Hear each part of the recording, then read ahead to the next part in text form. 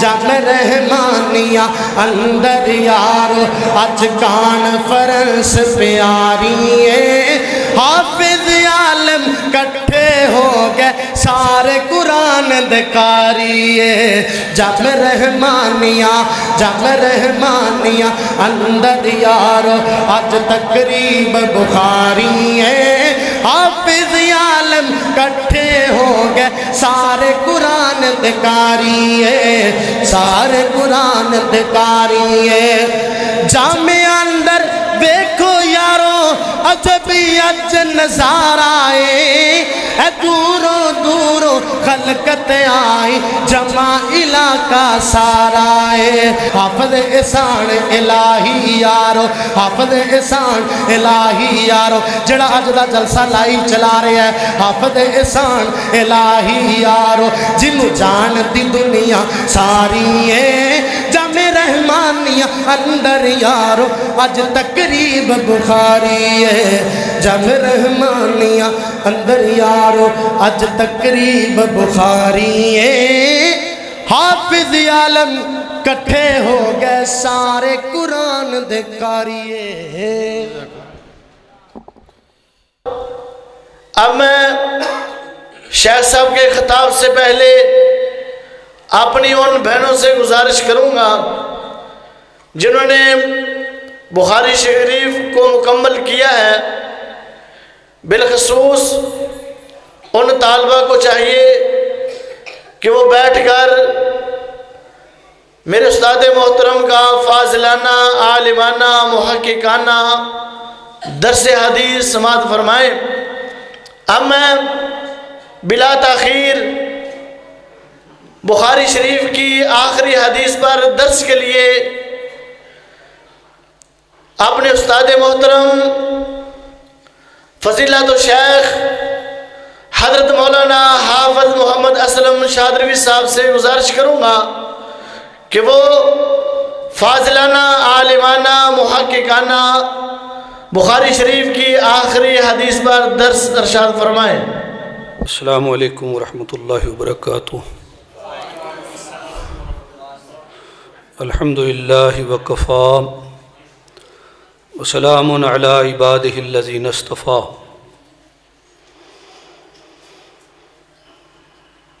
قال اللہ تبارک وتعالی فی کلامہ المجید اعوذ باللہ من الشیطان الرجیم فبأي حديث بعده يؤمنون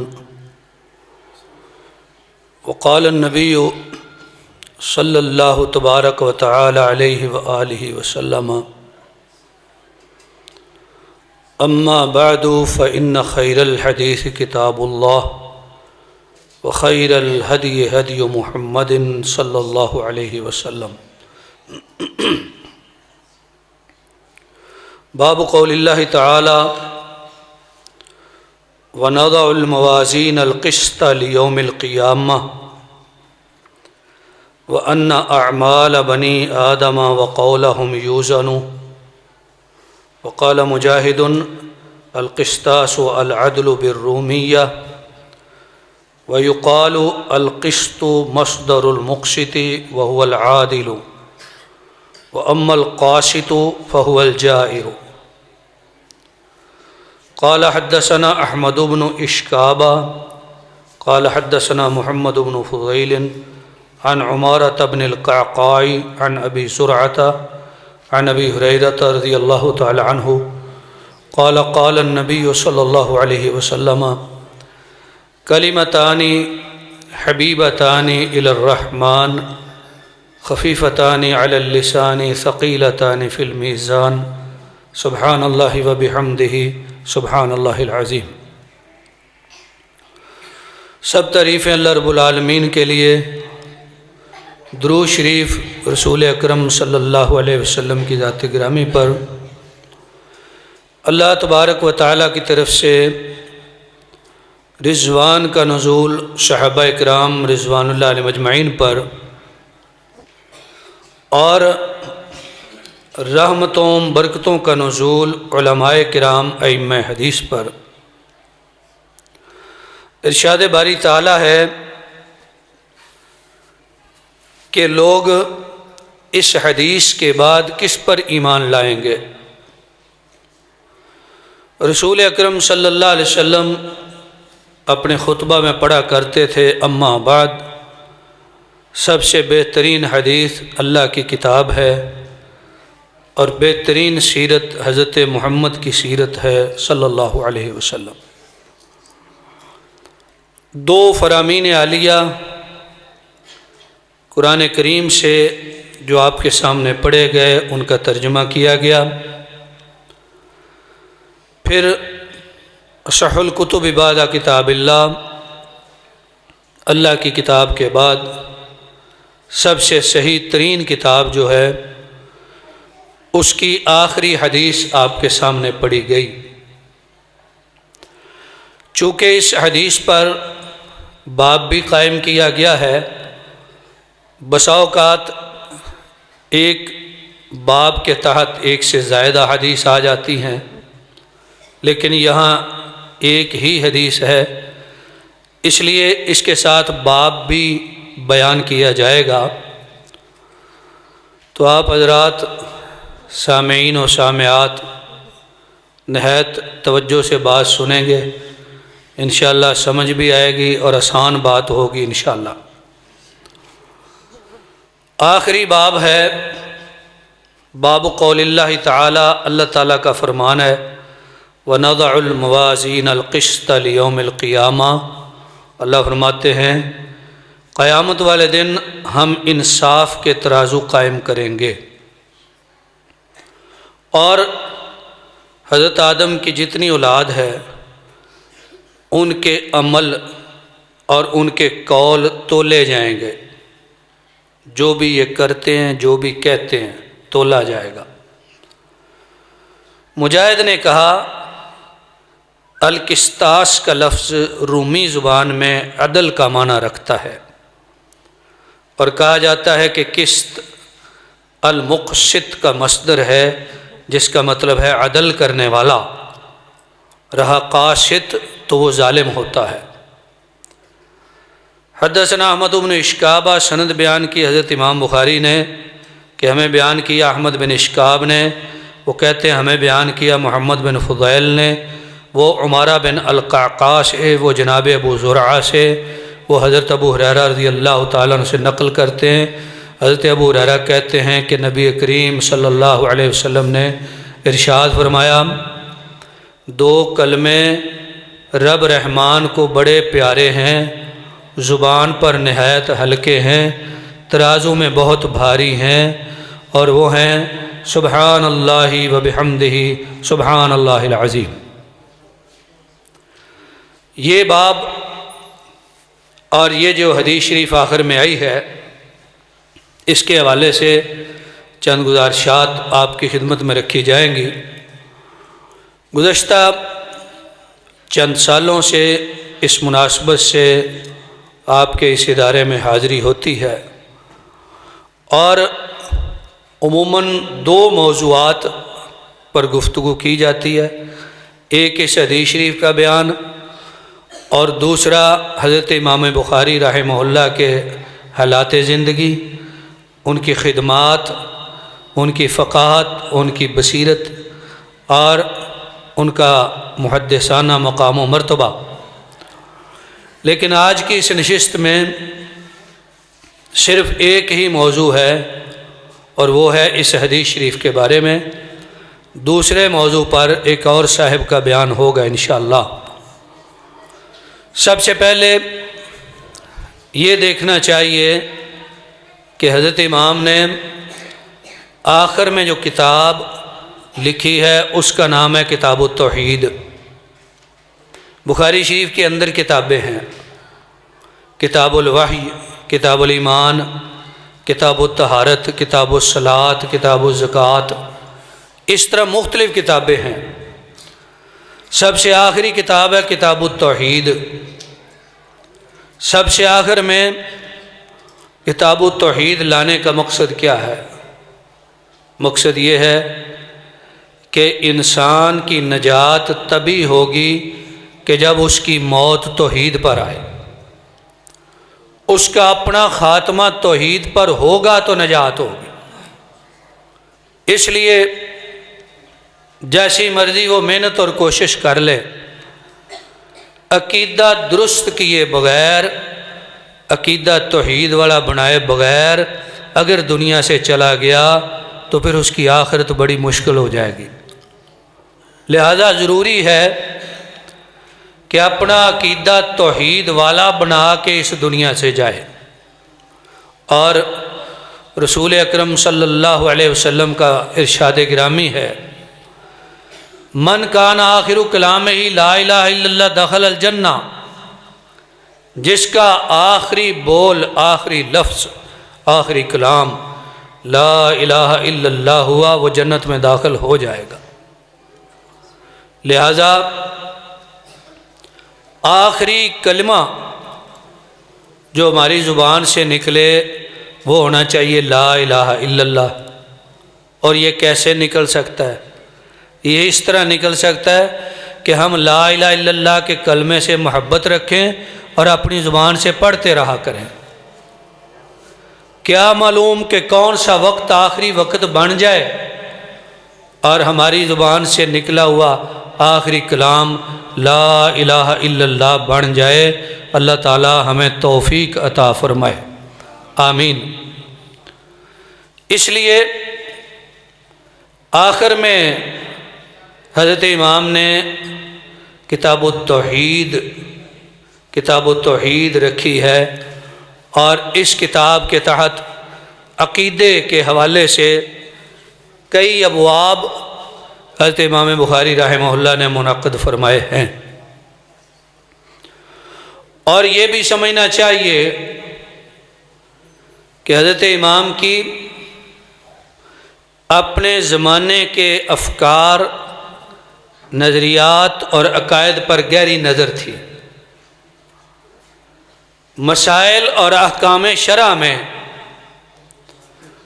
جو اختلافات سامنے آئے تھے وہ بھی حضرت امام کی نظر میں تھے۔ اس لیے حضرت امام بخاری رحمہ اللہ نے اس کتاب صحیح بخاری شریف میں، جو اللہ تعالیٰ کی کتاب قرآن پاک کے بعد اس دنیا میں سب سے صحیح ترین کتاب ہے، اس کتاب میں جو ابواب انہوں نے لکھے ہیں ان میں بہت مقامات پر اشارے ہیں اور نظریات کا اثبات ہے یا نظریات کا رد ہے۔ امام بخاری رحمہ اللہ کی بصیرت والی نگاہ نے اپنے زمانے کے نظریات اور عقائد کا بھی احاطہ کیا ہے، اور ان کی محدثانہ انداز میں اصلاح کی پوری کوشش کی ہے۔ لہذا اس بات پہ بھی اہل علم کا اتفاق ہے کہ امام بخاری کی فقہ ان کے ابواب میں ہے۔ بخاری شریف کے ابواب پر محدثین نے الگ کتابیں لکھی ہیں، اور یہ کتاب ایسے نہیں لکھی گئی، اس پہ بڑی محنت ہوئی ہے۔ 16 سال لگے ہیں یہ کتاب لکھنے میں، 16 سال۔ اور اس میں حضرت امام بخاری کو اللہ نے ایسا موقع عنایت فرمایا کہ اس کے ابواب مدینہ شریف میں لکھے اور حدیث مکہ شریف میں لکھی۔ ابواب مدینہ شریف میں مسجد نبوی کے اندر جو سب سے بابرکت جگہ ہے وہ ہے ریاض الجنہ، جنت کا باغ، وہاں بیٹھ کے ابواب لکھے۔ اور پھر احادیث مکہ شریف میں خانہ کعبہ کے سامنے مقام ابراہیم اور ملتزم کے پاس ان کے درمیان احادیث لکھتے رہے۔ 16 سال کا عرصہ لگا۔ ہر حدیث لکھنے سے پہلے وضو کرتے، 2 رکعت نماز پڑھتے، استخارہ کرتے، پھر حدیث شریف لکھتے۔ اس عظیم محدث نے اپنی زندگی کے قیمتی 16 سال اس کتاب کی تصنیف میں صرف کیے ہیں، اس لیے اللہ نے بڑا مرتبہ عطا فرمایا۔ حضرت امام کی فقاہت، بصیرت، حیات اور علمی خدمات کا تذکرہ میرے بعد ایک صاحب کرنے والے ہیں، اس لیے آئیے اس حدیث شریف اور باب کی طرف۔ جیسا کہ میں نے پہلے عرض کیا کہ حضرت امام کی نگاہ تھی وقت کے نظریات پر بھی، افکار پر بھی، اس لیے عقیدے کے حوالے سے نظریات بعض لوگوں کے کمزور ہو گئے تھے، اور اس زمانے میں عقائد والے فرقوں کا بڑا وجود بنتا جا رہا تھا، جنہیں ہم کلامی فرقے کہتے ہیں، علم الکلام سے تعلق رکھنے والے، جہمیہ، قدریہ، معتزلہ، اس طرح کے فرقے۔ لہذا حضرت امام نے عقیدے کی کتاب التوحید آخر میں لکھ کر اس کے ابواب کے تحت جو احادیث مبارکہ جمع فرمائی، اور جو ابواب لکھے ان میں دراصل باطل نظریات کا رد ہے۔ ایک نظریہ اس زمانے میں یہ پھیلا کہ قیامت والے دن ترازو نہیں ہوگا، اعمال نہیں تولے جائیں گے، بس جزا اور سزا ہے، بدلہ دیا جائے گا۔ اس نظریے کی بنیاد بھی جس طرح کے کلامیہ فرقوں کا معاملہ ہے، بہت سارے نظریات کی بنیاد عقل پہ رکھی گئی۔ کہتے ہیں ترازو کس طرح کا ہو سکتا ہے جو اس طرح لگایا جائے، اس میں بندوں کے عمل بھی تولے جائیں، یہ کیسے ہو سکتا ہے؟ اتنے زیادہ لوگ اس دنیا میں ہو گزرے ہیں اور آئندہ آئیں گے، ان سب کے عمل تولے جائیں گے، کس طرح کا ترازو ہوگا؟ لہذا انہوں نے کہا کہ تم کو ترازو ہے ہی نہیں، عمل تولے ہی نہیں جائیں گے، بلکہ جزا اور سزا مراد ہے۔ اللہ نیکوں کو نیک بدلہ دے دے گا، بروں کو برا بدلہ دے دے گا۔ تو جب ترازو کا انکار کیا گیا، حالانکہ قرآن پاک فرماتا ہے 8ویں پارے کی سورۃ الاعراف پہلا صفحہ، ارشاد فرمایا والوزن یومئذ الحق، اس دن کا وزن برحق ہے۔ جب وزن برحق ہے تو وزن کے لیے میزان بھی ضروری ہے، ترازو ہوگا تو وزن ہوگا، لہذا اللہ نے فرمایا وزن برحق ہے۔ اور کئی مقامات پہ فرمایا کہ جن کے نیکیوں کے پلڑے بھاری ہو گئے وہ اللہ کے ہاں بلند اور اعلیٰ اجر پانے والے ہیں، جن کے نیکیوں کے ترازو پلڑے ہلکے ہو گئے وہ خسارہ پانے والے ہیں۔ قرآن پاک نے کئی مقامات پہ فرمایا۔ لیکن اس زمانے میں کچھ ایسے نظریات سامنے آئے جو آخرت کے معاملات اور اللہ تعالیٰ کی صفات کے منکر ہو گئے، طویلیں کرنے لگے۔ ان میں سے ایک مسئلہ تھا وزن کا، کہنے لگے ترازو نہیں ہوگا۔ حضرت امام نے اس لیے باب قائم فرمایا، آخری باب فرمایا باب قول اللہ، اللہ تعالیٰ کا ارشاد ہے وَنَضَعُ الْمَوَازِينَ الْقِسْطَ لِيَوْمِ الْقِيَامَةِ، قیامت والے دن ہم ترازو لگائیں گے اور انصاف کے ترازو لگائیں گے، ترازو لگیں گے اور انصاف ہوگا۔ لہذا اس ترازو پر ایمان رکھنا ضروری ہے، انصاف کا ترازو لگے گا۔ پھر حضرت امام نے اسی باب کے تحت ذکر فرمایا کہ وَأَنَّ أَعْمَالَ بَنِي آدَمَ وَقَوْلَهُمْ يُوزَنُ، بنو آدم کے عملوں کا بھی وزن ہوگا، باتوں کا بھی وزن ہوگا۔ لوگ تو یہاں دنیا میں کہتے ہیں کہ پہلے تولو پھر بولو، حالانکہ اس بات کی معنوی کیفیت اور ہے، لیکن اللہ کے ہاں باتیں بھی تولی جائیں گی، جو منہ سے بندہ نکالتا ہے یہ بھی تولا جائے گا، خالی اعمال نہیں تولے جائیں گے۔ اعمال بنی آدم وقولہم یوزن، طالبات کے لیے جنہوں نے بخاری شریف پڑھی ہے ان کو میری طرف سے مبارکباد بھی ہے، ان کو بھی، ان کے والدین کو بھی۔ اللہ تعالیٰ انہیں اس کتاب پر صحیح عمل کرنے والا اور اس کا پیغام آگے پہنچانے والا بنا دے، آمین۔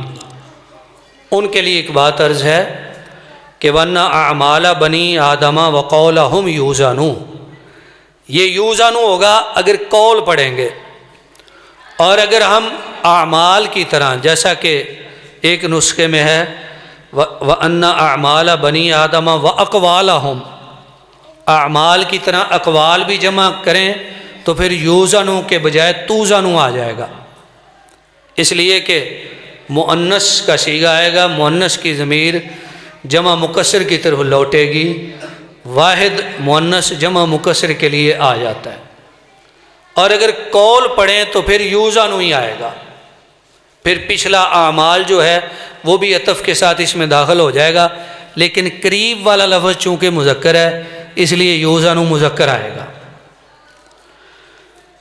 وَنَازَعُ الْمَوَازِينَ الْقِسْطَ لِيَوْمِ الْقِيَامَةِ، اللہ فرماتے ہیں انصاف کے ترازو لگیں گے، انصاف کے ترازو، طالبات کے لیے موازین موصوف اور قسط صفت ہے، انصاف کے ترازو نہیں اس کا ترجمہ ہوگا۔ اگر آپ اس کا ترجمہ انصاف کے ترازو کریں گے پھر مضاف مضاف الیہ ہوگا، یہ مضاف مضاف الیہ نہیں ہے بلکہ موصوف صفت ہے۔ جب ہم موصوف صفت کی بات کرتے ہیں تو پھر یہ سوال آئے گا کہ موازین جمع ہے موصوف اور قسط جو ہے وہ واحد ہے صفت، تو اس کا جواب یہ ہے کہ یہ چونکہ مصدر ہے یہ جمع کے معنی میں ہوتا ہے، اس لیے اس کو بھی جمع ہی سمجھے۔ وَنَازَعُ الْمَوَازِينَ الْقِسْطَ لِيَوْمِ الْقِيَامَةِ کا معنی ہے لِأَجْلِ يَوْمِ الْقِيَامَةِ یا لِحِسَابِ يَوْمِ الْقِيَامَةِ، ہم ترازو انصاف والے لگائیں گے قیامت کے دن کے لیے، یعنی قیامت کے دن کے حساب کے لیے۔ اور اے انسان تیرا بولنا بھی تولا جائے گا، تیرا کیا ہوا بھی تولا جائے گا، اس لیے اپنے عمل بھی صحیح صحیح کر لے، اپنی زبان بھی صحیح صحیح کر لے، جو جو کچھ تیری زبان سے نکلتا ہے تولا جائے گا۔ ایک حدیث میں آتا ہے کہ اللہ تعالیٰ کے ہاں نیکیوں کے ترازو میں حسن خلق کا بڑا درجہ ہوگا۔ حسن اخلاق ایک کردار اور رویے سے عبارت ہے، یہ بھی تولا جائے گا، فرمایا اس کا بڑا وزن ہوگا جب اللہ کریم عمل تولیں گے، حدیث صحیح ہے۔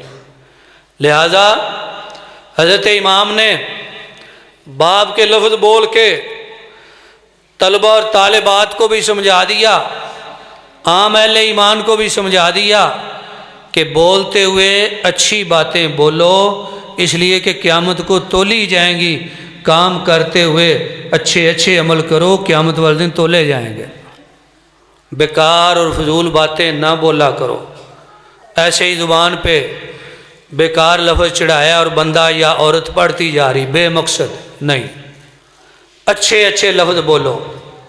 حدیثی میں فرمایا لا یزال لسانک رطبا بذکر اللہ، اے بندے تیری زبان اللہ کے ذکر سے تر رہنی چاہیے، جتنا اللہ کا ذکر کرو گے تمہارا نیکیوں کا ترازو بھاری ہو جائے گا، بنو آدم کے اعمال بھی تولے جائیں گے اور اقوال بھی تولے جائیں گے۔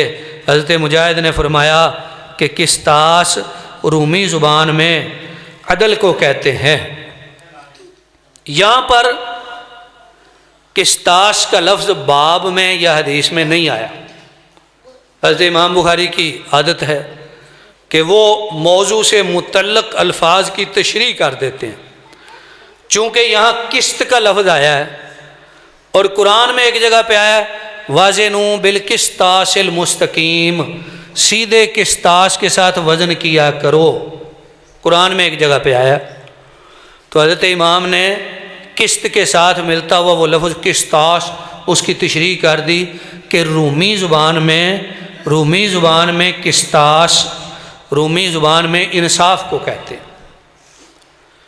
قرآن پاک عربی زبان میں نازل ہوا ہے، یعنی اس کا زیادہ تر حصہ، لیکن اس میں چند الفاظ اجمی بھی ہیں، اسماء خاص طور پہ کئی نبیوں رسولوں کے نام اجمی ہیں، اس طرح قسطاس کا لفظ بھی اجمی ہے، رومی زبان کا لفظ ہے، قرآن پاک میں آیا۔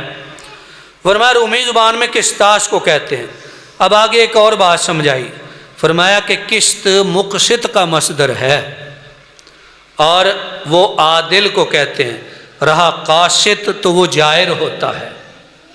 اس کو خاص طور پہ طالبات سمجھیں گی۔ قسط مقسط کا مصدر ہے، باب افعال اقسط یقسط اقساط فہو مقسط، وہ انصاف کرنے والا ہے۔ قسط مقسط کا مصدر ہے جس کا مطلب ہے عدل کرنا، مقسط۔ ایک حدیث شریف میں آتا ہے کہ حضرت عیسیٰ علیہ السلام جب قیامت سے پہلے دنیا میں اتریں گے نا، اتر کے وہ دنیا میں عدل و انصاف قائم کریں گے، دنیا سے ظلم مٹ جائے گا۔ فرمایا ینزل عیسیٰ حکما مقسطا، حضرت عیسیٰ فیصلہ کرنے والے حاکم بن کے اتریں گے اور انصاف کرنے والے بادشاہ بن کے اس دنیا میں رہیں گے۔ اور قرآن نے ایک جگہ پہ فرمایا ان اللہ یحب المقسطین، اللہ تعالیٰ مقسطین سے محبت کرتے ہیں۔ لہذا مقسط وہ ہوتا ہے جو انصاف کرنے والا۔ ایک حدیث شریف میں ہے، حدیث قدسی، فرمایا اللہ تعالیٰ کے عرش کے سیدھے ہاتھ پہ نور کے بڑے بڑے ممبر ہوں گے، ان ممبروں پر وہ لوگ بیٹھیں گے جو دنیا میں انصاف کرتے تھے۔ لہذا کوئی جج ہو، وکیل ہو، چیئرمین ہو، کونسلر ہو، یا ایسا پنچایتی گاؤں کا بڑا جس کے پاس فیصلے آتے ہوں، اس کو یہ سوچنا چاہیے کہ اگر ہو سکے تو میرے ہاتھ سے، میری زبان سے انصاف ہو جائے، ورنہ ظلم کرنے والے، فرمایا وَأَمَّا الْقَاسِطُونَ فَكَانُوا لِجَهَنَّمَ حَطَبًا، جو ظلم کرنے والے ہیں وہ قیامت والے دن جہنم کا ایندھن بنیں گے۔ اگر انصاف نہیں کر سکتے تو فیصلے چھوڑ دو، اپنی آخرت برباد نہ کرو، فیصلے کرنا ہی چھوڑ دو۔ اگر کرنا ہے تو انصاف کا فیصلہ کرو۔ یہ الگ بات ہے کہ فیصلہ کرنے والا پوری کوشش سے فیصلہ کرے، نیت کے ساتھ، ارادے کے ساتھ ڈنڈی نہ مارے، ظلم نہ کرے۔ اگر بشری تقاضے سے غلطی ہو جائے تو اس کے لیے معافی ہو سکتی، لیکن سفارش کی بنیاد پر، پیسے کی بنیاد پر، تعلقات کی بنیاد پر اگر ظلم کے فیصلے کیے تو روز قیامت حساب دینا پڑے گا۔ تو حضرت امام فرماتے ہیں کہ قسط مقسط کا مصدر ہے جس کا معنی انصاف کرنا، اور قاسط جو ہوتا ہے وہ قاسط وہ ظالم ہوتا ہے۔ طالبات کے لیے کہ اس کا جو مجرد کا باب ہے نا، مجرد کا، اس میں معنی ہے ظلم کرنا، اور جب یہ مزید فی میں چلا جائے گا اس کا معنی ہو جائے گا انصاف کرنا۔ اہل لغت فرماتے ہیں مجرد میں جب یہ ہوتا ہے نا تو اس کا معنی قسط کا اصل میں معنی ہوتا ہے حصہ۔ جب یہ مجرد میں ہوتا ہے تو اس کا مطلب ہوتا ہے کسی کا حصہ چھین لینا، اس کو نہ دینا، کسی اور کو دے دینا۔ اور جب یہ مزید فی میں جاتا ہے پھر اس کا مطلب ہے جس کا حصہ ہے اسی کو دینا، یہ انصاف ہے۔ جس کا حصہ ہے اس کو نہ دینا یہ ظلم ہے۔ لہذا ظلم کی مذمت فرمائی اور انصاف کی فضیلت بیان فرمائی۔ زندگی کے کسی بھی حصے میں کسی نہ کسی انسان سے کوئی فیصلہ اور کوئی قضا سرزد ہوتا ہے، موقع ملتا ہے، تو زندگی کے کسی بھی حصے پہ کوئی ایسا موقع آئے تو دعا فرمائیے اللہ ہمیں انصاف کی توفیق دے، آمین۔ یہ چند باتیں ہوئی باب کے حوالے سے۔ اب آئیے حدیث شریف۔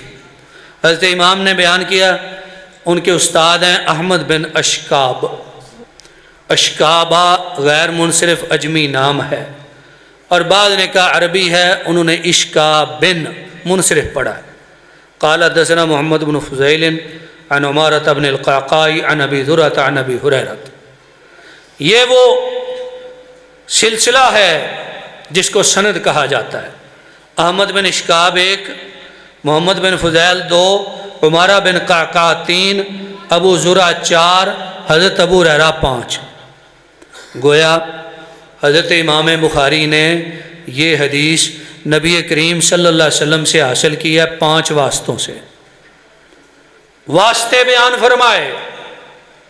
اس لیے امام مسلم رحمہ اللہ فرمایا کرتے تھے کہ سند دین ہے، اگر سند نہ ہوتی تو جس کا جو جی چاہتا وہ کہہ دیتا، سند دین ہے، دین۔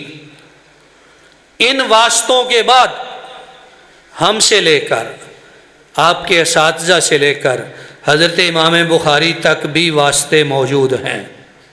گویا جن طالبات نے یہ پاکیزہ کتاب پڑھی ہے، یہ کتاب ان تک سلسلہ سند سے پہنچی ہے، دین سند سے ثابت ہوتا ہے، لہذا انہیں اللہ کی توفیق سے اس پہ پورا اعتماد ہونا چاہیے۔ خوشی اور خوش نصیبی ہے ان کے لیے کہ ان تک یہ سلسلہ سند کے ساتھ اور مضبوط ذریعے سے پہنچا ہے۔ یہ 5 واسطے ہیں، اس کو کہتے ہیں خماسی حدیث۔ اور یہ یاد رکھیے کہ حضرت امام بخاری سے اور نبی کریم صلی اللہ علیہ وسلم کے درمیان کم از کم 3 واسطے ہوتے ہیں۔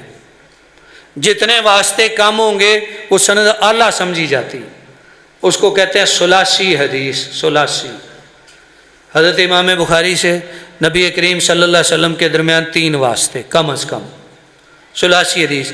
لیکن اس میں زیادہ ہیں، اس میں 5 ہیں۔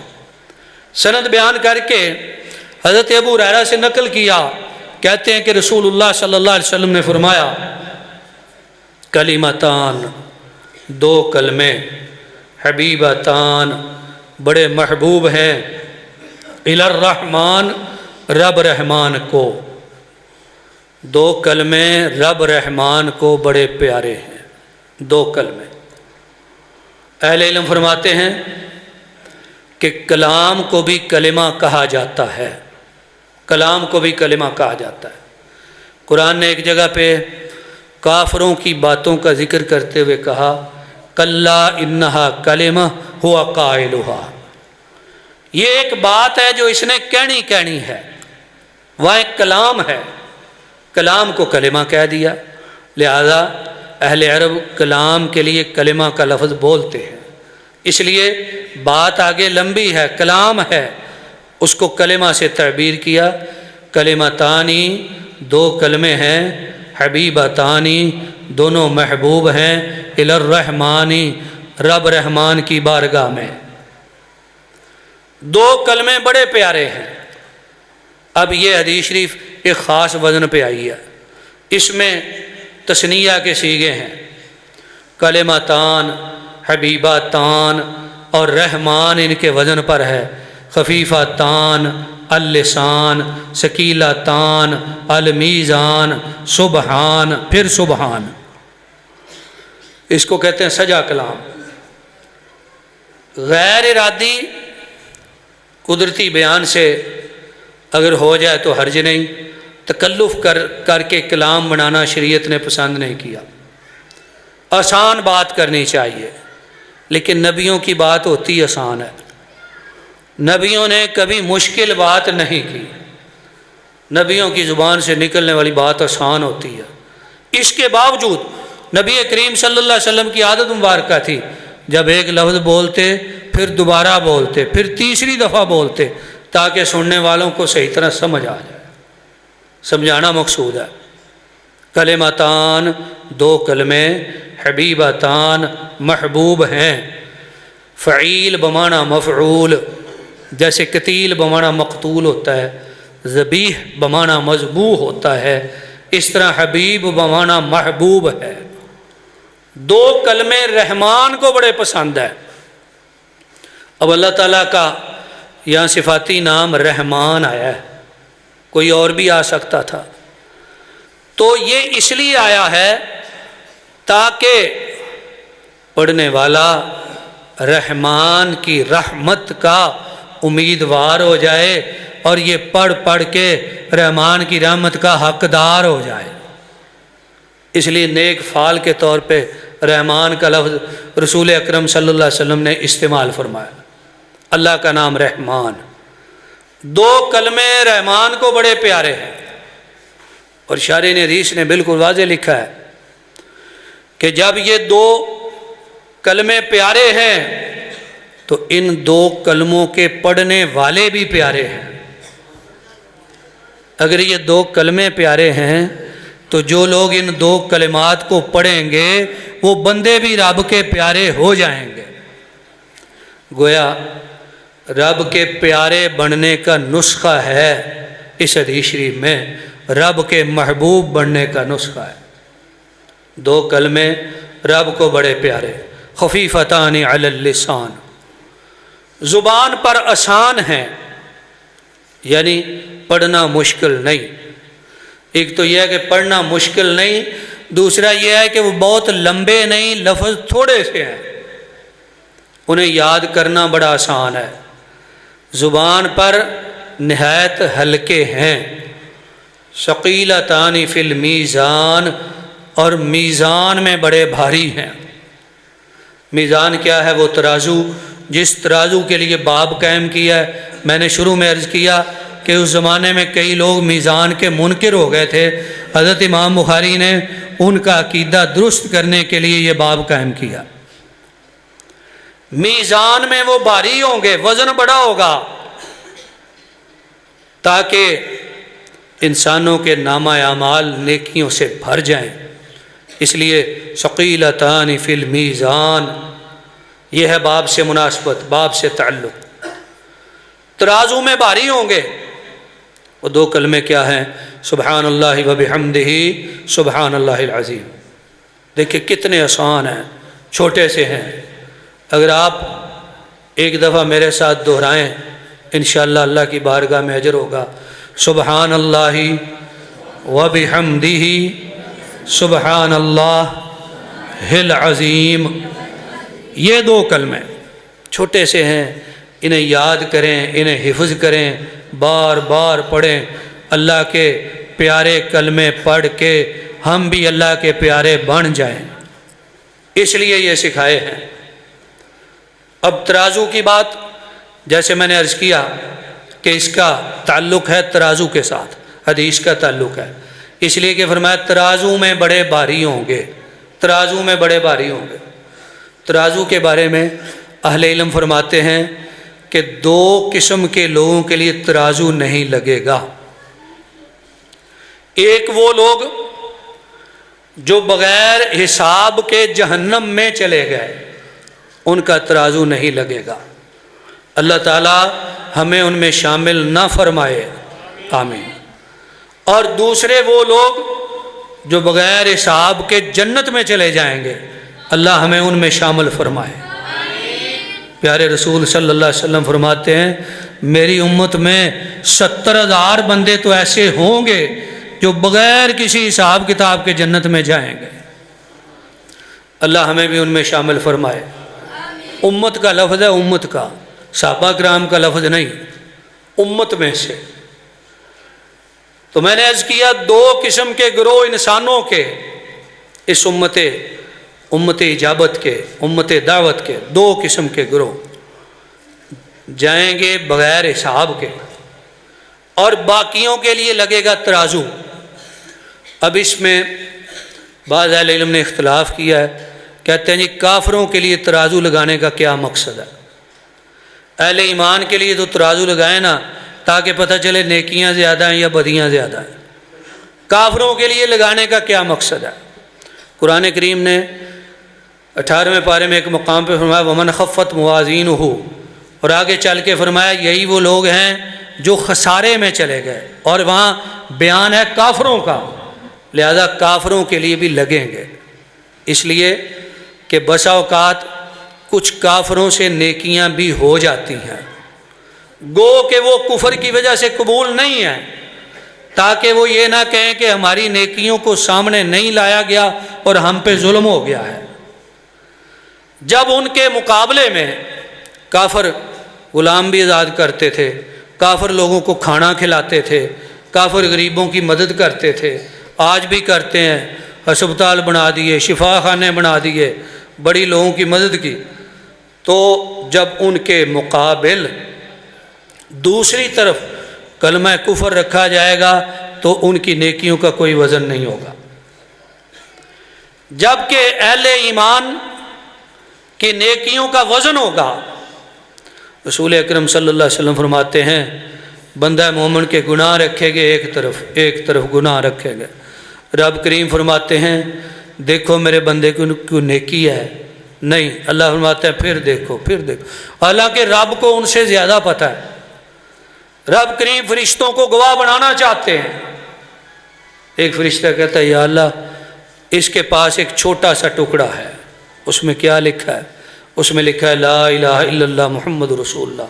یہ کلمہ شریف کا اقرار کرنے والا تھا۔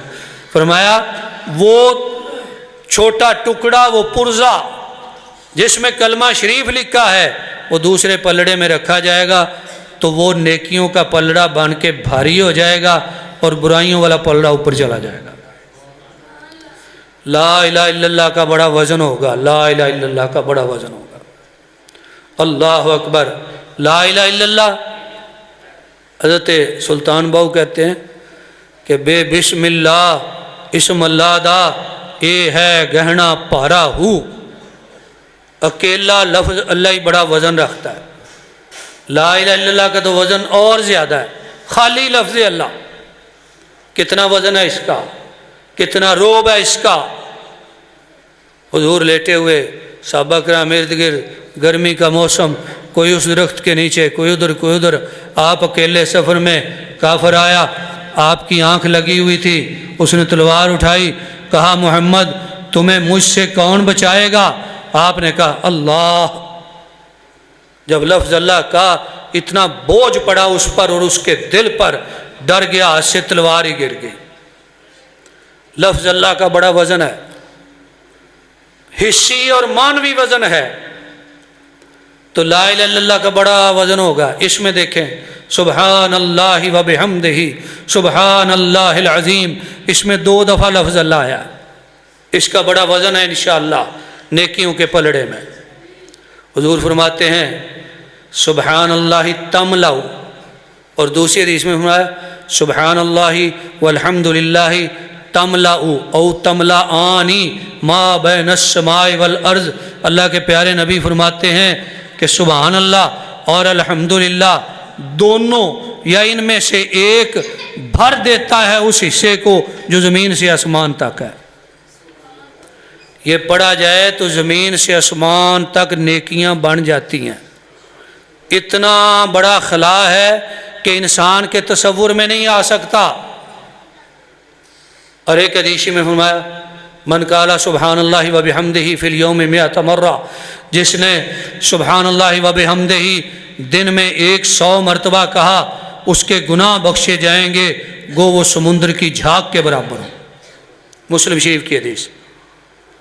ایک اور حدیث میں صحابی نے عرض کی یا رسول اللہ صلی اللہ علیہ وسلم، مسلم شریف کی، عرض کی کہ مجھے کوئی کلمہ سکھائیں جو پڑھنا اللہ کو بڑا پسند ہو۔ فرمایا تم وہ پڑھا کرو جو اللہ کو پسند ہے اور اللہ کے فرشتے پڑھتے ہیں۔ عرض کی یا رسول اللہ وہ کلمہ کیا ہے؟ فرمایا کلمہ ہے سبحان ربی و بحمدہ، سبحان ربی و بحمدہ، یہ پڑھا کرو۔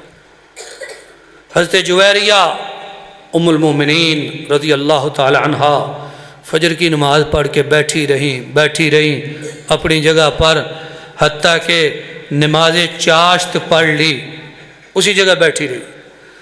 نماز چاشت کے بعد رسول اکرم صلی اللہ علیہ وسلم تشریف لائے۔ فرمایا جویریہ تم فجر کے بعد یہاں پہ بیٹھی ہوئی ہو؟ عرض کی جی ہاں۔ فرمایا تم نے یہاں بڑا لمبا وقت لگایا، اچھی بات ہے، نیکی کی بات ہے، لیکن میں نے تیرے بعد 4 لفظ 3 دفعہ پڑھے، 4 لفظ 3 دفعہ پڑھے، سبحان اللہ والحمدللہ ولا الہ الا اللہ واللہ اکبر۔ یہ 4 لفظ میں نے پڑھے 3 دفعہ۔